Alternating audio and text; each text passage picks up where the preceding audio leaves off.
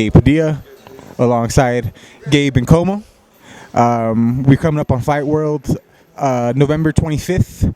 He is going to step back in the cage coming off a spectacular first round KO. I just got to ask, how was that KO and how did that go after that night?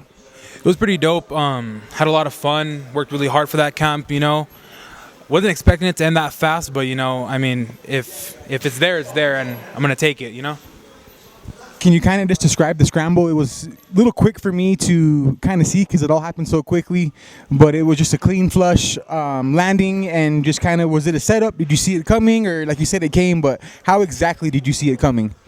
So, in all honesty, I wasn't really looking for the knockout. I don't ever want to look for the knockout, but it just kind of happened. I seen the opening and I threw it, and it just hit so perfect, So, wasn't really looking for it, but I mean, if it's there and I throw it and it lands flush, it's gonna knock you out. Early on in your amateur record, you're already on a great path upwards. Your wrestling background, just kind of describe how all this kind of came into fruition for you and kind of your I know you said you have a wrestling background, but just the MMA. How did that come to you and how did this all start? So, I've been doing kickboxing and wrestling since I was a little kid. And I actually got into a fight when I was in middle school with someone that knew how to wrestle, and I didn't know how to wrestle yet.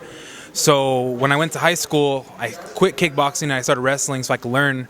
And I took a few years off after high school, just getting my business together and everything, but I just felt like something was missing. And I've always loved fighting. I've always loved combat, and I just felt like it was the right time to get in here and really try to make something of it. Training with Freddie Sandoval, a lot of good looks in the gym. Kind of just how has the training been for you lately, and kind of how does Freddie help you with everything moving in the cage, and how's this been over here at Sandoval Fighting Systems? It's been great. Freddie's helped tremendously up my game a lot.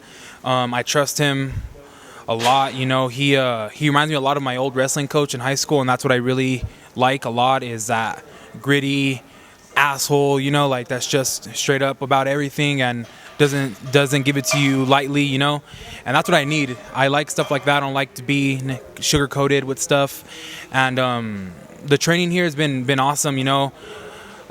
Freddie has a lot of knowledge in and outside the cage, and it's been pretty good. I really enjoy the team, and we're getting a lot of new guys in here, and it's gonna be even better. November 25th, coming off a spectacular win. How do you feel that walkout's going to be? You have a lot of hometown support. It's going to be a familiar venue for you. Just what's that going to feel like again come this next Saturday? It's going to feel good. It's going to feel good. Not going to put a lot of pressure on myself, I know that I'm fighting a game opponent, and I know that he's coming prepared as well as I am. And I'm not going to really try to listen to the outside noise. I've done pretty good with that. I've been in front of people a lot, whether it's with wrestling or with my barbering on stage, 'cause I compete in everything I do. And so it's not going to be something that's going to affect me at all. But I'm just going to go out there and get the job done, Talking to you about your opponent, he has some experience in some kickboxing and some jiu-jitsu matches. You being a wrestler, which I think is one of the strongest, if not the strongest, art you can do in MMA. What do you expect come this Saturday? Any predictions? I know a first-round KO is going to be hard to top, but what can we expect this Saturday, man? You can expect just pure violence and just pure domination from the start. I'm expecting him to come out and show all of his skills, I don't expect him to try to come out and just do one thing.